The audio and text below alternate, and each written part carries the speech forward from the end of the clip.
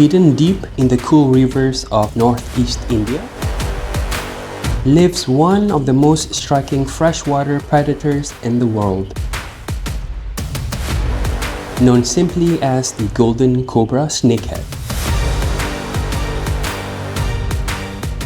It's rare, it's powerful, and every movement feels like it came from another world.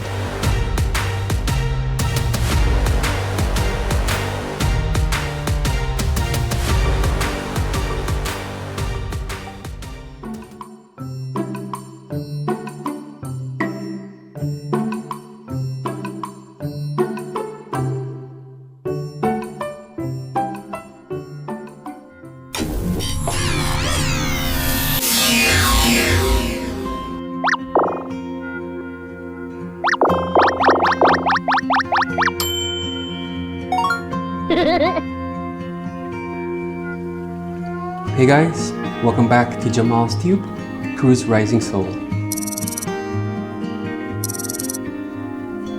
In the wild, the Auranti comes from Assam and Aurantimaculata in the Brahmaputra River basin, where the streams are slow, shaded, and covered in forest leaf litter. During the rainy season, they hunt freely in shallow creeks. But when the dry season comes, these fish burrow into the mud, breathing air to survive until the next flood. That's where the legend begins, the snakehead that never gives up. In captivity, that instinct remains. They dig, they guard, they build nests under driftwood and leaves. To keep them happy, you have to create their world. Soft sand, tannin-rich water, and gentle light. Temperatures around 25 to 27 degrees Celsius. They don't just live in tanks, they claim territory. You might have heard of another country in the world that actually have Channa Auranti in their market. And this is their story. How did they end up in Indonesia? Collectors first brought them from India for their golden glow, a living symbol of power and rarity. Soon, breeders across Java and Sumatra began experimenting, trying to recreate the cool Assam waters in tropical ponds. Shaded covers, leaf litter, filtered sunlight, anything to trigger the natural pairing behavior. Some farms claim success, but true multi-generation Auranti breeding is still rare. Today, Indonesia's fish-keeping community is trying to change the story from wild capture to sustainable breeding. Because these golden predators deserve more than admiration, the golden cobra isn't just a fish, it's a living art, a reflection of two worlds, the wild rivers of India and the passion keepers of Indonesians. Most of what you see today are still wild-caught imports. Among hobbyists, you'll hear unique names such as gold spot, micro spot, flame, symmetrical, white rim. Each describes patterns, not species. Every fish, a one-of-a-kind art piece. The more symmetrical and cleaner the spot, the higher the grade. Another interesting thing about the Channa Auranti is that, to me personally, I find it one of the most aggressive snakehead, ones that you can train to actually flare themselves and to actually get their mouth open, get them to attack.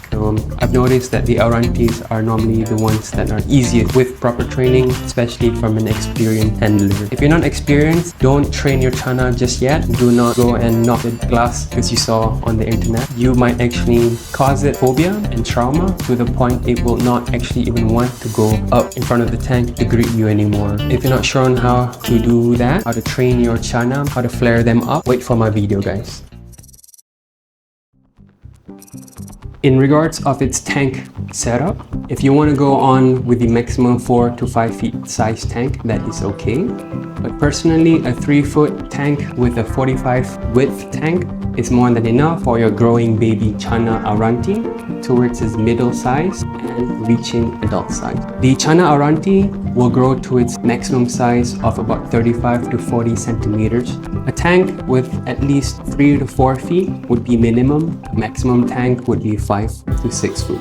If you want to mimic exactly in the wild, then the substrate would be soft sand for digging, dim light, and water that stays cool. Feed them natural prey such as worms, shrimps, and frogs once they reach about 20 to 25 centimeters long. I would avoid feeding your Auranti. Feeder fish normally have parasites. Unless you can quarantine them first or breed your own feeder fish, then it's less of a risk. To minimize that risk, just go with worm, prawns, and eventually frogs. If you want to enhance your Auranti's color, train them to eat pellets. Check this video out if you're not sure on how to feed pellets to your Channa. In terms of tank mates, I would advise not to have any other friends or any same species. Even having a group of Channa Auranti or generally snakeheads, they are very territorial fish, and when they find a mate, they will be even more territorial. So whoever is left or the ones that are not dominant will normally be hiding at the corner or in your decoration in the tank, such as your driftwoods or your rocks. So snakeheads like their own specific space. I would not advise your Channa Auranti to be placed in a community tank. I will be releasing a video soon about tank mates for all your snakehead. Though some snakeheads can be placed with tank mates, there is nothing wrong with that. But there is a situation where when you place them together, it becomes a community tank and no longer a specimen tank. What does it mean for a specimen tank? An Auranti is a fish that flares up more, especially when it's comfortable in its own home. It's easier to train them, easier to create a connection between you and the fish. When you place other fish inside the aquarium and make it a community tank, what this does, one, it separates the uniqueness of your Channa and what it can be towards being a community fish, a fish that blends with other fishes. They will find their own spots. That is what community fishes do, even in the wild. And the second thing that can affect your fish is that when you place them in community tanks, when you feed them, some fish will eat more, some fish are faster, and some fish like the Channa are a bit slightly slower unless they claim their territory in the tank, or if they're really big compared to the other smaller sized fish in the community tank.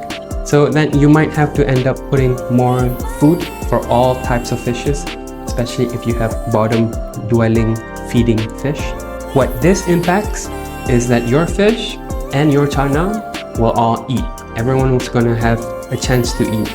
If you put minimal, not everyone will have the chance to eat. But when you put too much, suddenly everyone is overfed. And suddenly your Channa becomes overweight. I'm not body shaming, but this is the cons of placing them in a community tank. It's doable, no one said it can't be done, but it's between you and your fish whether you want your fish to have its unique personality or you want to combine all fish together in one tank to save space. I understand that too. And that becomes a community tank. I'm not saying don't go for this, but if you do go for this, just remember the 2 points I've mentioned in this video. Elaborating further on the filter system. So if you want to go on with using a sponge filter, this is the best, most minimal way to maintain water quality because it creates movement in the water as well as create filtration from the leftover uneaten food as well as the poop of your snakeheads. However, sponge filters are limited to its size and functionality. So I understand if you would want to use submersible pump inside the tank. If you proceed this way, no problem. This will actually help at least clean all the debris, the poop from your fish and all the pellets, the dust that comes out. So yeah, a submersible pump would be beneficial. Just aim towards getting the one that sucks water underneath and not the one that expels water to create flow, just not too much to the point they always have to swim and stay afloat. Your Auranti prefer slow moving water. These guys are great jumpers. You really have to find your own genius way of creating a cover. I use gloss glass lids, glass pane, put it on top of the tank. Sometimes this is a good approach for the smaller sized Auranti, but once they get bigger, then you might need to put a little bit more added weight, because these guys, when they jump, they can sometimes knock the lid off the tank, and the second jump is straight toward their death. So you don't want this. If you can find 1 or 2 ways to secure a lid, your Auranti will always be safe from any mishap. Initially, I would advise to go for the black background because Channa will see its reflection, and that will trigger their fight or flight response. So when they're trying to fight, that's the best outcome, and when they're always running away, flight, that response is more towards a very shy personality, and this is something that you can help them raise up as well. Black background can help them always be on guard, always training on your behalf. However, I've also noticed that with white background, their colors become much more highlighted, much more in contrast as compared to placing it in a black background that darkens the fish. By placing white background, you can create a sense of color boost. The white color along with the lights creates a glow that also reflects with the next topic, which is the substrate. Keep it with the substrate of red color, red sand or lava rocks. Lava rocks can be found in sand granule or in larger size granules such as these ones here. Why should you put lava rocks in your snakehead tanks? Not only do they act as color and substrate, they also act as filter that helps with the biological part of the beneficial bacteria, homes for your beneficial bacteria. So get lava rocks if you don't have them for all your snakeheads, to be honest. Put them as substrate at the bottom of your tank. Very handy, maintains good water quality and helps your fish become active. If you want to see the highest result, one white background at the back. On the side, you can place black background. So this creates reflection, but at the same time also creating the white reflection from the light white background, red substrate to their bodies. The art comes to life. I got my first Auranti. The issue with it, and I did notice it when it was juvenile size, but it was noticeably bent. This could perhaps be from genetic. Perhaps I chose the wrong one, or whatever was in that shop that day. For someone who was not aware of snakeheads, that was my choice of buying it. I did not know, so perhaps fault goes on me. But you need to understand they can go bent. As you can see from this footage of mine, this is my Channa Auranti. The dream versus reality. As a snakehead keeper myself, and to you guys who have snakeheads as well, I will be straight up with you. Big chance you might always find the normal one. You can find the ones where their fins are much shorter, and this is normal. Normal in the sense where it's in the market. What is not normal are the ones with super high fins. These ones are much more beautiful, much more eye-catching. They stand out from the rest of the normal one. So as a result, these guys will be charged way much higher as compared to the normal ones with the shorter fins. There is such thing as WC and CB. So WC means wild caught, CB means captive bred. Wild caught are fish that are found in India, for example.